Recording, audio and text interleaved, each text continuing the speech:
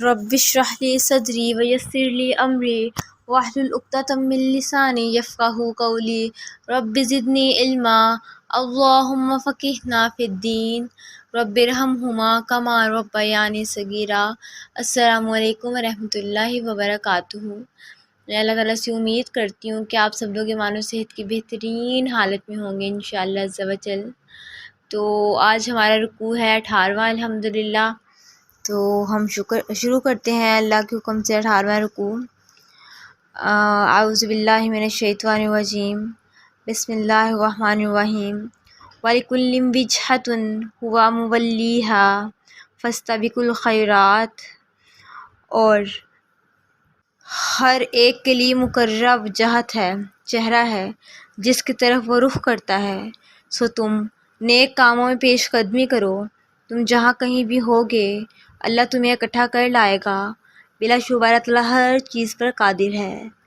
سب سے پہلے جو یہاں پر بات کی جا رہی ہے کہ ہر ایک کے لیے مقررہ ہے جس کی طرف وہ رخ کرتا ہے، یعنی کہ ہر مسلمان کے لیے،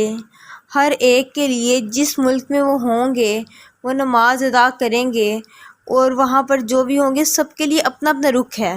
لیکن آگے کہا جا رہا ہے کہ جو تم نیک کاموں میں پیش قدمی کرو۔ جو اصل چیز ہے نا وہ یہ ہے کہ ہم نیکیوں میں سبقت لے جائیں،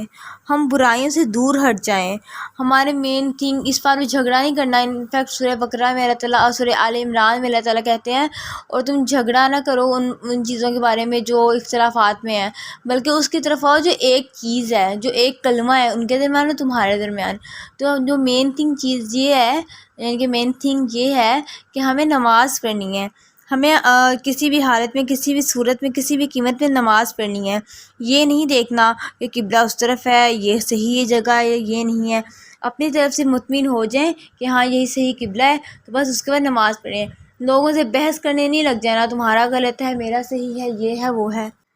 اللہ تعالیٰ کہتے ہیں کہ ان جھگڑوں میں پڑنے کے بجائے نا جو اصل مقصد ہے نا وہ یہ ہونا چاہیے کہ نیکیوں کے حصول کی فکر کرنی ہے، نیکیاں کس طرح سے حاصل کرنی ہے، ایک دوسرے سے بڑھ چڑھ کر نیکیوں میں کس طرح سے سبقت لے کے جانی ہے، کیونکہ قیامت کے دن یہی نیکیاں ہمارے کام آئیں گی۔ ایون کہ قرآن پاک میں ایک جگہ ہے مفہوم ہے جس کا، اور نیکیاں ہی باقی رہ جانے والی ہیں۔ تو یقیناً ہمیں نیکیاں ہی ہماری فائدہ دیں گی، ہمیں نیکیاں ہی ہمارے آخرت میں کام آئیں گی۔ آگے اللہ تعالیٰ کہہ رہے ہیں تم جہاں کہیں بھی ہوگے اللہ تمہیں اکٹھا کر لائے گا، بلا شبہ اللہ تعالیٰ ہر چیز پر قادر ہے۔ یعنی کہ ہم لوگ اس دنیا میں نیکیاں کریں گے، برائیاں کریں گے، جو بھی کریں گے، روز قیامت ہمیں اکٹھا کر دیا جائے گا۔ پھر جو لوگ نیکیاں کریں گے ان کو نیکی کرنے والوں کے ساتھ اکٹھا کیا جائے گا، جنہوں نے برائیاں کی ہوں گی ان کو برائی کرنے والوں کے ساتھ جہنم میں اکٹھا کیا جائے گا۔ اللہ تعالیٰ کہتے ہیں اللہ تعالیٰ ہر چیز پر قادر ہے، ان اللہ علی کل شیء قدیر، اللہ تعالیٰ ہر چیز پر قادر ہیں۔ تو جو بھی اللہ تعالیٰ نیت دیکھیں گے، اللہ تعالیٰ کوشش دیکھیں گے، خلوص دیکھیں گے، پھر جس طرف بھی لوگوں کا رجحان ہوگا اللہ تعالیٰ بہترین طریقے سے جانتے ہیں، تو اللہ تعالیٰ اکٹھا کریں گے انہیں، اور پھر ان کو ان کی جزا اور سزا کا انتخاب کریں گے اور ان کے حق میں فیصلہ فرمائیں گے۔ کیونکہ اللہ تعالیٰ ہر چیز پر قادر ہے۔ آگے ہے کہ اور آپ صلی اللہ علیہ وسلم جہاں بھی نکلیں تو اپنا رخ کعبے کی طرف پھیر لیا کریں، یہ تمہارے رب کا بالکل درست فیصلہ ہے، اور جو کچھ تم لوگ کرتے ہو اللہ اسے باخبر ہے۔ اور آپ جہاں سے بھی نکلیں تو اپنا رخ کعبے کی طرف پھیر لیا کریں، اور جہاں کہیں بھی تم ہوا کرو اے مسلمانوں تو اپنا رخ اس کی طرف پھیر لیا کرو۔ یہاں پہ نا ہمارے اصل اور قبلے کی بات ہو رہی ہے کہ یعنی کہ اس بات کو یہ ہے نا کہ تحویل قبلہ کے حکم کو 3 بار کیوں دہرایا گیا، اور بار بار ذکر ہے نا اپنا رخ کعبے کی طرف پھیر لیا کرو، پھیر لیا کرو، 3 دفعہ ہے۔ تو یعنی کہ اس آیت کو اس لیے بار بار کیا گیا ہے کیونکہ لوگوں نے اس کو بہت زیادہ نا جھگڑے کے لیے نا کھڑا کر لیا تھا، یہودیوں نے اس کو نا شک میں ڈالنے کے لیے نا اس آیت کو بہت زیادہ لے لیا تھا۔ تو اس سے معلوم ہوتا ہے کہ اللہ تعالیٰ نے اپنے رسول کی رضا اور اظہار کی تکریم کی خاطر تحویل قبلہ کا حکم دیا، اور ارشاد فرمایا کہ اس کے قبلے کے مسئلے پر جھگڑے کرنا درست نہیں ہے، اصل کام تو نیک کاموں کی پیش قدمی ہے۔ اور یہ بھی فرمایا کہ تم لوگ مسلمانوں کو کچھ جھگڑا واقع نہ رہے تاکہ اور یہ جو یہودی ہیں شک اور بدگمانی نہ پیدا کر سکیں، کیونکہ یہ دین تو مانتے نہیں ہیں اور نہ ہی نماز پڑھنے قبلے کی طرف آتے ہیں۔ یہ اعتراض صرف اس لیے کرتے ہیں کیونکہ ان کو اس کو ماننا نہ پڑے اور اس میں میخیں نکالیں اور اس میں خامیاں نکالیں تاکہ لوگوں کی شک ابھرے دل میں اور ان کو فراموش کرنا پڑے۔ تو بس اسی بارے میں یہ بات ہو رہی ہے۔ تو اللہ کہتے ہیں یہ تو بہت ہی بے انصاف ہیں، یہ اس لیے تاکہ لوگوں کے تمہارے درمیان کوئی حجت باقی نہ رہے، اور جو ان میں سے بے انصاف ہیں سو تم ان سے نہ ڈرو بلکہ صرف مجھ سے ہی ڈرو۔ تو یہاں پر یہ بات ہو رہی ہے، اللہ تعالیٰ کہتے ہیں یہ لوگ تو بے انصاف ہے۔ بے انصاف یعنی کہ انصاف نہ کرنے والے، وہ یعنی کہ وہ اعتراض کرتے ہیں، ان کو اللہ کی اصل حقیقت کا پتہ ہے، پیچھے پڑا ہے کہ اللہ تعالیٰ کہتے ہیں وہ ایسے جانتے ہیں جیسے اپنے بیٹوں کو جانتے ہیں، لیکن اللہ کہتے ہیں یہ تو اعتراض ہی کرتے رہیں گے، چاہے تم ان کے سامنے جتنی مرضی تعویلیں لے آؤ، انہوں نے اعتراض نہیں چھوڑنا۔ کیونکہ یہ لوگ ہٹ درم ہو گئے ہیں اور یہ لوگ اعتراض کبھی نہیں چھوڑیں گے۔ انہوں نے اعتراض کر دیا کہ ہمارے جو قبلے ہے اس کو تسلیم کر لو، تو ہم لوگ تمہارا قبلہ تسلیم کر لیں گے، لیکن ان کے تسلیم کر لینے کے بعد بھی ان کی ضد اور حسد نے ان کو نہیں چھوڑنا۔ تو اللہ تعالیٰ یہی کہتے ہیں کہ آپ ان کی باتوں میں نہ ہو، ان سے ڈرو مت، ان کے شک کی وجہ سے پریشان نہ ہو۔ اللہ تعالیٰ سب کچھ جانتے ہیں، ان اللہ علی کل شیء قدیر، اور اسے معلوم ہے کہ کیا اختیار کرنا ہے اور کس چیز کا حکم دینا ہے۔ تو اللہ تعالیٰ یہاں پر نبی پاک صلی اللہ علیہ وسلم کو دلاسا دے رہے ہیں کہ تم ان لوگوں کی باتوں کی توجہ نہ دو اور نہ ان سے ڈرنے کی ضرورت ہے، بلکہ صرف مجھ سے ہی ڈرو اور میرا حکم مانو۔ یعنی کہ ڈرنے کا اصل حقدار صرف اور صرف اللہ ہے، کیونکہ وہ ذات بڑی ہے، وہ ذات سب کچھ کر سکتی ہے، انسان تو کچھ نہیں کر سکتے نا۔ تو اللہ تعالیٰ یہاں پر معرفت سکھاتے ہوئے ہمیں فرما رہے ہیں کہ صرف مجھ سے ہی ڈرو، مجھ سے ہی محبت کرو، مجھ سے ہی خوف کھاؤ، میرا ہی حکم مانو، میری ہی تابعداری کرو، میرے لیے ہی کوششیں کرو اور ان کی وجہ سے شک میں مت پڑو۔ اور آگے اللہ تعالیٰ کہتے ہیں اس لیے مجھ سے ڈرو تاکہ تم اپنی نعمت تم پر پوری کر دوں، اور اس لیے بھی کہ تم ہدایت پا سکو۔ یہ نعمت پوری کرنے سے کیا مراد ہے؟ یعنی کہ نعمت سے مراد وہی امامت اور پیشوانی کی نعمت ہے جو بنی اسرائیل سے سلب کر کے اس امت وسطیٰ کو دی گئی تھی۔ تو اللہ تعالیٰ یہ فرما رہے ہیں کہ تحویل قبلہ کا یہ حکم دراصل اس پر تمہاری سرفرازی کی علامت ہے۔ تو اللہ تعالیٰ یہ بھی فرما رہے ہیں دلاسا دیتے ہوئے کہ جب تک میری اطاعت کرتے رہو گے یہ منصب تمہارے پاس رہے گا اور نافرمانی کی صورت میں چھین بھی سکتا ہے، جس طرح سے بنی اسرائیل سے چھین لیا گیا تھا جب انہوں نے نافرمانی کرنا شروع کر دی، تعویلیں دینا شروع کر دیں اور اس میں اپنے اندر حق کو چھپانے لگ گئے، حق اور باطل کو ملانے لگ گئے، تو اللہ تعالیٰ نے ان سے ان کا منصب چھین لیا اور ان سے ان کا جو ذمہ داری اور عہدہ دیا گیا تھا وہ چھین لیا۔ تو اللہ تعالیٰ یہاں پر یہی کہہ رہے ہیں تم لوگ سے مجھ سے ڈرو تاکہ تم اپنی نعمت پوری کروں۔ نعمت ہم نے ابھی ذکر کیا ہے نا، نعمت کیا ہے، اور تاکہ تم ہدایت پا سکو۔ ہدایت اصل میں کیا ہے؟ ہدایت کا جو مطلب ہے نا وہ یہ ہے، اس میں نا 3 چیزیں آ جاتی ہیں کہ اللہ ہمیں علم دکھا، ہمیں حکمت سکھا اور ہمیں عمل پر چلا۔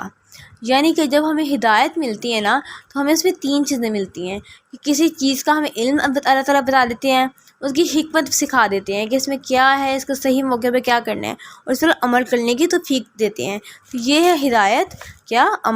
علم دکھا، حکمت سکھا اور عمل پر چلا۔ تو اللہ تعالیٰ کہتے ہیں اگر تم مجھ سے ڈرو گے، میرے لیے کوشش کرو گے تو تاکہ تم لوگ ہدایت پا سکو، اس لیے مجھ سے ڈرو۔ تو ہدایت ہم نے پڑھ لی کہ ہدایت اصل میں ہے کیا، کسی بھی چیز کا صحیح وقت پہ فیصلہ کرنا، اس کا علم سیکھنا، حکمت سیکھنا اور اس پر عمل کرنا۔ تو آگے اللہ تعالیٰ فرما رہے ہیں کما ارسلنا فیکم رسولا منکم، جیسا کہ تم میں ایک رسول بھیجا جو تمہارے سامنے ہماری آیات کی تلاوت کرتا ہے اور تمہیں پاکیزہ بناتا ہے اور کتاب و حکمت سکھاتا ہے، اور وہ جو کچھ بھی سکھاتا ہے تم پہلے جانتے نہ تھے۔ یعنی کہ یہاں پر جو بات ہو رہی ہے وہ نبی پاک صلی اللہ علیہ وسلم کی بات ہو رہی ہے۔ اللہ تعالیٰ ایک اور انعام کا ذکر کر رہے ہیں، یعنی کہ تمہارے ہی لوگوں میں سے، تمہارے ہی معزز لوگوں میں سے ایک رسول بھیجا جو ہماری آیات تلاوت کرتا ہے، تمہیں پاکیزہ بناتا ہے۔ یعنی کہ جب نبی پاک آیت قرآن پاک کی کر کے سناتے تھے تو اس سے لوگوں کے دل پاکیزہ ہو جاتے تھے۔ جب نبی پاک کی آیت کا حکم دیتے تھے، یعنی کہ اس پر عمل کیسے کرنا ہے، تو اس میں صفائی، بظاہر بھی انسان پاکیزہ ہو جاتا تھا۔ تو اللہ تعالیٰ اسی چیز کا ذکر کر رہے ہیں کہ ہمیں ایک رسول بھیجا جو تمہارے سامنے ہماری آیات تلاوت کرتا ہے، تمہیں پاکیزہ بناتا ہے۔ نبی پاک صلی اللہ علیہ وسلم سراپا محبت تھے۔ حضرت عائشہ فرماتی ہیں کہ وہ چلتا پھرتا قرآن تھے، تو یعنی کہ انہوں نے ہمیں ہر چیز سکھا دی، ان کی وجہ سے ہم لوگ پاکیزہ ہوئے۔ اگر ہم لوگ غور کریں، ہم لوگ اگر سنتوں پہ عمل کرنے والے بن جائیں نا، تو ہم لوگ ذہنی طور پر، روحانی طور پر، جسمانی طور پر، قلبی طور پر پاکیزہ ہو جائیں، ہمارے دل پاک ہو جائیں، ہمارے جسم پاک ہو جائیں، ہمارے ذہن پاک ہو جائیں۔ اگر ہم لوگ قرآن کے آیات اور نبی پاک کی سنتوں کو سمجھ کر پڑھنے والے بن جائیں، تو ہم لوگ ہر لحاظ سے، ہر حوالے سے پاک ہو جائیں گے، کیونکہ اللہ تعالیٰ کہتے ہیں نبی پاک کو بھیجا تاکہ وہ تمہیں پاکیزہ کرے۔ تو اب نبی پاک تو ہمارے درمیان میں نہیں ہے نا، تو وہ ہمیں پاکیزہ کرنے تو نہیں آئیں گے یہاں پہ، لیکن جب ہم ان کے سنتوں کو تھامیں گے، ان کے حدیثوں پر عمل کریں گے، قرآن کو دیکھیں گے، تو پھر ہم لوگ خود بخود ہی پاکیزہ ہو جائیں گے۔ اور جب ہم لوگ پاکیزہ ہو جائیں گے تو ہم لوگ چن لیے جائیں گے، اور جب ہم لوگ چن لیے جائیں گے تو اللہ تعالیٰ ہمیں خاص اپنی رحمت میں کر لے گا انشاءاللہ۔ تو آگے اللہ تعالیٰ کہتے ہیں اور جو تمہیں پاکیزہ بناتا ہے اور کتاب و حکمت سکھاتا ہے، اور وہ کچھ بھی سکھاتا ہے جو پہلے تم نہ جانتے تھے۔ کتاب و حکمت سکھانے سے کیا مراد ہے یہاں پر؟ یعنی کہ نبی پاک صلی اللہ علیہ وسلم نے حکمت بھی سکھائی، صرف پڑھ کے نہیں سنا دی، کہ جس طرح سے اگر کچھ کالجز، اسکول میں ٹیچرز ہوتی ہیں کہ جو بچوں کو صرف ریڈنگ کر کے کہہ دیتے ہیں کہ گھر جا کے دیکھ لینا، سمجھ لینا، یاد کر لینا اور آ کے سنا دینا، لیکن نبی پاک صلی اللہ علیہ وسلم نے صرف قرآن کی آیت ہی نہیں کر کے سنائی، بلکہ اس کو سکھایا بھی، سمجھایا بھی کہ اس پہ عمل کیسے کرنا ہے، اس کے اندر ہے کیا کیا ہے، اس کے بارے میں سب کچھ کیسے کرنا ہے، اس کی حکمت سکھائی ہے، اس کی کوشش سکھائی ہے۔ حکمت یعنی کہ صحیح وقت پر صحیح فیصلہ کرنا، اس کا وجہ نزول کیا ہے، اس کا وجہ محبت کیا ہے، اس کی وجہ عقیدت کیا ہے، اس کی وجہ عمل کیا ہے۔ نبی پاک نے ہمیں حکمت سکھا دی، قرآن سکھا دیا، کتاب سکھا دی، اور اللہ کہتے ہیں وہ کچھ بھی سکھاتا ہے جو تم پہلے نہ جانتے تھے۔ نبی پاک کی پیدائش سے پہلے بہت سے لوگ تھے جو بہت کچھ نہیں جانتے تھے، ایون کہ ہم لوگ بھی جب تک قرآن کو، حدیث کو نہیں تھامیں گے، بہت ایسی باتیں ہیں جو ہم نہیں جانتے تھے۔ اب دیکھیں، آج میں نے ایک اسٹیٹس لگایا تھا جس میں یہ حکم تھا کہ جوڑا کرنا مطلب منع ہے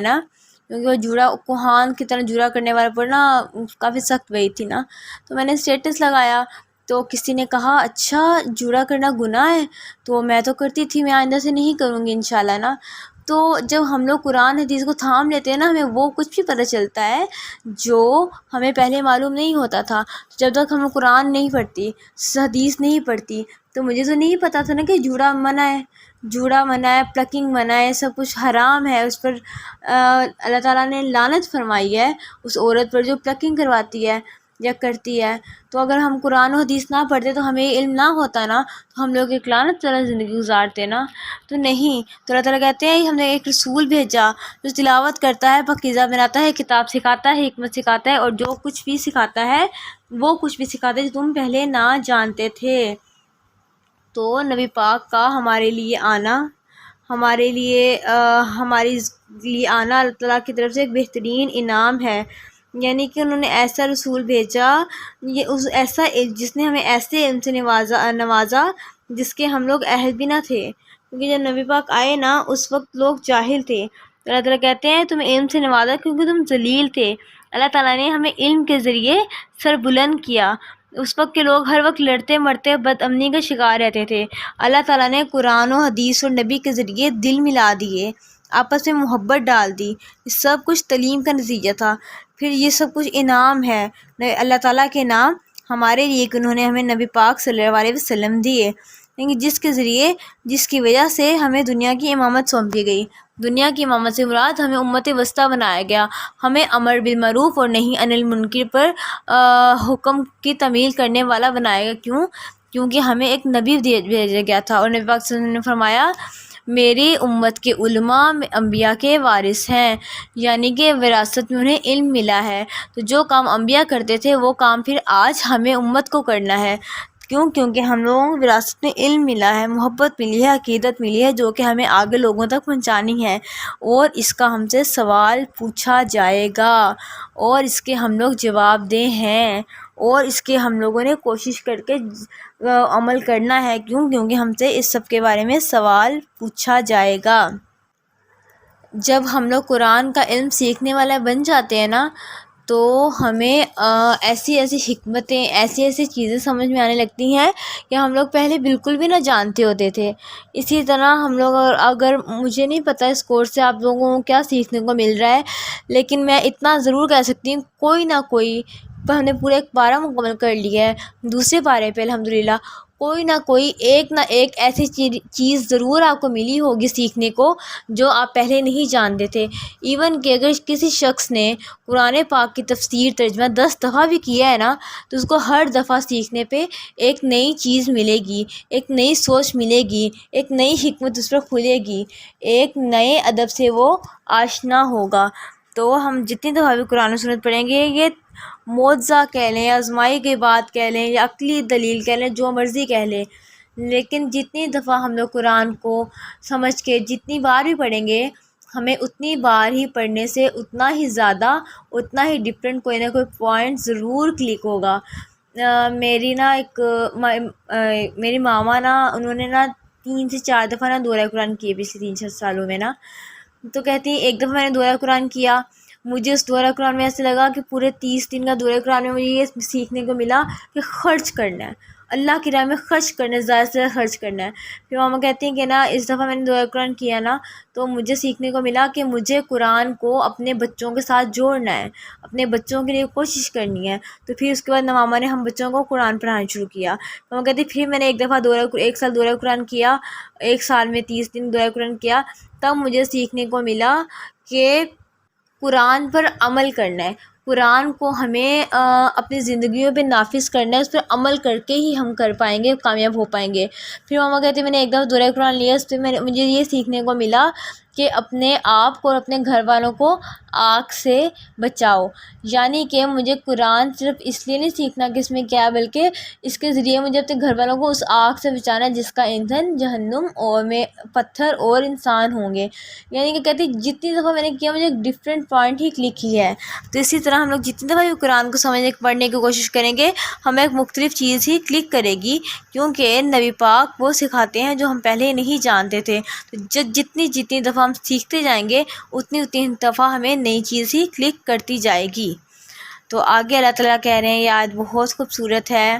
کہ فَاذْكُرُونِي يَذْكُرْكُمْ وَاشْكُرُوا لِي وَلَا تَكْفُرُونَ، اور تم مجھے یاد کرو، میں تمہیں یاد رکھوں گا، میرا شکر ادا کرو اور کفران نعمت نہ کرو۔ سب سے پہلے ہم اس حصے کو دیکھتے ہیں کہ تم مجھے یاد رکھو، میں تمہیں یاد رکھوں گا۔ اس میں یہ ہے کہ ہمیں لازم ہے کہ ہم ہر دم اللہ تعالیٰ کو یاد کریں۔ جب ہم ہر دم اللہ تعالیٰ کو یاد کریں گے تو اللہ تعالیٰ بھی ہمیں یاد کریں گے۔ اس طرح سیدنا ابو ہریرہ کہتے ہیں کہ نبی پاک صلی اللہ علیہ وسلم نے فرمایا کہ اللہ تعالیٰ ارشاد فرماتا ہے کہ میں اپنے بندے کے گمان کے مطابق اس سے سلوک کرتا ہوں، یعنی کہ وہ جیسا گمان رکھتا ہے میں اسے ویسا ہی سلوک کرتا ہوں۔ جب وہ میرا ذکر کرتا ہے تو میں اس کے ساتھ ہوتا ہوں، اگر وہ مجھے دل میں یاد کرے تو میں اسے دل میں یاد کرتا ہوں، اگر وہ کسی محفل میں مجھے یاد کرے تو میں اسے بہتر جماعت میں اسے یاد کرتا ہوں، یعنی کہ فرشتوں کی محفل میں۔ اگر وہ ایک بالش میرے نزدیک ہوتا ہے تو میں ایک ہاتھ اس کے نزدیک ہوتا ہوں، اگر وہ ایک ہاتھ میرے نزدیک ہوتا ہے تو میں اس کے ایک علاوہ اس کے قریب ہوتا ہوں، اور اگر وہ چلتا ہوا میرے پاس آتا ہے تو میں دوڑ کر اس کے پاس آتا ہوں۔ یعنی کہ اللہ تعالیٰ اتنی محبت ہے، ہم لوگ ایک قدم بڑھاتے ہیں اور 10 قدم اللہ تعالیٰ ہمارے قریب آتے ہیں۔ ہم لوگ جتنا یاد کریں گے اتنا زیادہ اللہ تعالیٰ ہمیں یاد کرے گا۔ کیسے ممکن ہے ہم اللہ اللہ کرتے رہیں اور اللہ تعالیٰ ہمارا جواب نہ دے، اللہ تعالیٰ ہمارا ذکر نہ کرے؟ ہم لوگ اگر اس اللہ کا اس دنیا میں ذکر کرتے ہیں نا، تو یقین جانیں اللہ تعالیٰ آخرت میں بھی ہمارا ذکر اپنے پیارے فرشتوں کے درمیان کرتے ہیں کہ وہ دیکھو میرا فلاں بندہ مجھے یاد کر رہا ہے، تو اللہ تعالیٰ ہمیں بھی یاد کرتے ہیں۔ کیونکہ یاد ذکر کا نام ہے۔ اور صرف ہمیں یہ اللہ یاد کرنا صرف یہی نہیں کہ ہم اللہ تعالیٰ یاد کرتے ہیں، ہمیں سکون بھی ملتا ہے۔ اللہ تعالیٰ سورہ رعد میں فرماتے ہیں الذین آمنوا وتطمئن قلوبہم بذکر اللہ، اور وہ جو لوگ ایمان لائے ان کے دلوں کو اللہ کی یاد سے ہی تسکین ہوتی ہے۔ خبردار، اللہ کی یاد سے ہی دل تسکین پاتے ہیں۔ تو ہمیں اپنے اللہ کو یاد کرتے رہنا چاہیے، ہمیں اپنے اللہ کا ذکر کرتے رہنا چاہیے تاکہ اللہ تعالیٰ ہمارا ذکر کرتے رہیں، کیونکہ اللہ تعالیٰ نے صاف صاف کہہ دیا ہے کہ تم مجھے یاد کرو میں تمہیں یاد کروں گا۔ یعنی کہ اب ہم لوگ اس دنیا میں دیکھیں تو ہم لوگ کسی سے محبت کرتے ہیں تو ہم ہر وقت اس کا ذکر کرتے ہیں، اس کی باتیں کرتے ہیں، اس کی گفتگو کرتے ہیں، اور اس کا صرف اسی کا ذکر کرنا پسند کرتے ہیں۔ وہ ایک شعر ہے نا کہ یا تو ہر کوئی تمہارا ذکر کرے یا پھر مجھ سے کوئی گفتگو نہ کرے۔ تو یہی بات ہے کہ جب ہم لوگ اپنے اللہ سے محبت کرنے لگ جاتے ہیں تو ہمارا دل کرتا ہے کہ ہم لوگ ہر وقت اللہ کو یاد کریں اور اللہ ہمیں یاد کرے، ہم ہر وقت اس کا ذکر کریں، وہ ہمارا ذکر کرے۔ اچھا، تو اللہ کو یاد کرنے کے بہترین اوقات کیا ہو سکتے ہیں؟ اگر ہم لوگ قرآن و حدیث کی روشنی میں دیکھیں تو اللہ کو یاد کرنے کے بہترین احکامات اللہ تعالیٰ نے نبی پاک نے فرمائے جو حدیث و سنت میں، وہ ہیں صبح شام کے اذکار۔ انفیکٹ قرآن پاک میں بھی جگہ جگہ اللہ تعالیٰ نے فرمایا کہ فسبحان اللہ حین تمسون وحین تصبحون، پھر اللہ کی تسبیح کرو جب تم شام کرو اور صبح کرو۔ فسبح بسم ربک العظیم، بس اپنے رب کے نام کی تسبیح کرو جو بڑا عظمت والا ہے۔ اسی طرح سورہ نصر میں اللہ تعالیٰ نے فرمایا اپنے رب کی حمد کے ساتھ تسبیح کیجیے، اس سے معافی مانگیے، بے شک وہ توبہ قبول کرنے والا ہے۔ اور اسی طرح ایک اور سورۃ الدہر میں اللہ تعالیٰ فرماتے ہیں اور اپنے رب کا نام صبح اور شام یاد کیا کریں، کچھ حصہ رات میں بھی اس کو سجدہ کیجیے اور رات میں دیر تک اس کی تسبیح کیجیے۔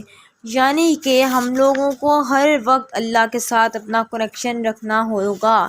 ہم لوگ برتن دھو رہے ہیں اللہ تعالیٰ سے باتیں کریں، کپڑے دھو رہے ہیں ساتھ اللہ تعالیٰ سے باتیں کریں، آٹا گوندھ رہے ہیں تو ساتھ اللہ تعالیٰ سے باتیں کریں، ہم لوگ سفر پہ ہیں، رستے میں ہیں تو اللہ تعالیٰ سے باتیں کرتے ہوئے جائیں۔ اپنا اللہ کے ساتھ تعلق اتنا اسٹرانگ کر لیں کہ اللہ تعالیٰ کے پاس فرشتوں میں آپ مشہور ہو جائیں کہ آپ جیسے اللہ کا ذکر کریں تو فرشتے کہ ہاں یہ تو فلاں بندی ہے جو اکثر اللہ تعالیٰ کو یاد کرتی ہے، اکثر اللہ تعالیٰ کا ذکر کرتی ہے، اکثر اللہ تعالیٰ کی باتیں کرتی ہے۔ اسی لیے یہاں پہ ہم نے حدیث پڑھی ہے نا کہ اگر ہم اس کو تنہائی میں یاد کریں تو اللہ ہمیں اکیلے میں یاد کرے گا، لیکن اگر ہم اللہ کو مجمع میں یاد کریں گے، محفل میں یاد کریں گے تو اللہ تعالیٰ ہمیں محفل میں یاد کرے گا، بہترین محفل میں جو کہ فرشتوں کی ہے۔ تو ہمیں صرف اپنے آپ سے دل میں اللہ اللہ اللہ نہیں کرنا چاہیے،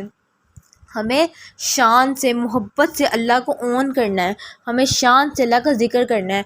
آج کل کے دور میں تو اسٹیٹس ہر کوئی لگاتا ہوگا نا، اپنے اسٹیٹس سے ظاہر کریں ہاں ہم اللہ سے محبت کرتے ہیں، اللہ کو یاد کرتے ہیں، اپنے لوگوں میں اپنے فرینڈز میں بیٹھ کے اللہ کا ذکر کریں، اللہ کی باتیں کریں تاکہ اللہ اپنے فرینڈز میں یعنی کہ فرشتوں میں بیٹھ کے ہمارا ذکر کرے۔ اور آیت کا اگلا حصہ ہے میرا شکر ادا کرتے رہو اور کفران نعمت نہ کرو۔ شکر کی تو فضیلت بہت زیادہ ہے، ہم نے پڑھی بھی ہوئی ہے، سنی بھی ہوئی ہے، شکر کریں زیادہ آتا ہے۔ شکر ادا کرنے سے صرف نعمتیں بحال نہیں ہوتی ہیں، جو ہمیں نعمت ملنی ہوتی ہے وہ مل جاتی ہے، بلکہ شکر کرنے سے ہمیں مزید بھی عطا کیا جاتا ہے اور ناشکری کی قیمت میں چھین لیا جاتا ہے۔ اللہ تعالیٰ قرآن میں ایک جگہ کہتے ہیں اگر تم شکر کرو گے تو میں تمہیں اور زیادہ دوں گا، اگر ناشکری کرو گے تو میرا عذاب بہت سخت ہے۔ شکر کرنے سے اللہ تعالیٰ ہماری نعمتوں میں اضافہ کرتے ہیں، شکر کرنے سے ہم لوگ اپنا دین میں حصہ ڈالتے ہیں، شکر کرنے سے ہمیں کامیابی ملتی ہے، شکر کرنے سے معاشرے کی اصلاح ہوتی ہے، شکر کرنے سے ہمارے دل کی اصلاح ہوتی ہے، شکر کرنے سے ہمیں اللہ کی محبت نصیب ہوتی ہے، شکر کرنے سے ہمیں نبی پاک کا ساتھ نصیب ہوگا انشاءاللہ، شکر کرنے سے ہماری نعمتوں میں برکت آئے گی۔ تو ہمیں ہر حال میں اللہ کا شکر ادا کرنا ہے اور کفران نعمت نہیں کرنی۔ یہاں پر تکفرون کا مطلب آ رہا ہے جس نے شکری نہ کرو، یعنی کہ ہمیں اللہ تعالیٰ کے ہمارے پاس ذرا سے کوئی چیز چھن جائے تو ہم فوراً ہی شکایت لے کے بیٹھ جاتے ہیں کہ اللہ آپ نے یہ نہیں دیا، یہ نہیں کیا۔ نہیں، ہمیں شکوے شکایت نہیں کرنے، ہمیں ہر حال میں جیسے ہی کوئی مسئلہ آ جائے، کچھ بھی چھن جائے، کچھ نیا آئے، تو ہمیں کہنا ہے اللہ جی دل و جان سے راضی، اللہ جی ہم ایمان لائے، اللہ جی ہم شکر کرتے ہیں۔ ہم لوگ جتنا زیادہ شکر کریں گے ہمیں اتنا زیادہ نصیب ہوگا، اور یہ آزمائی گئی بات ہے کہ ہم لوگ جتنا شکر ادا کریں گے اتنا ہی ہمیں زیادہ نصیب ہوگا۔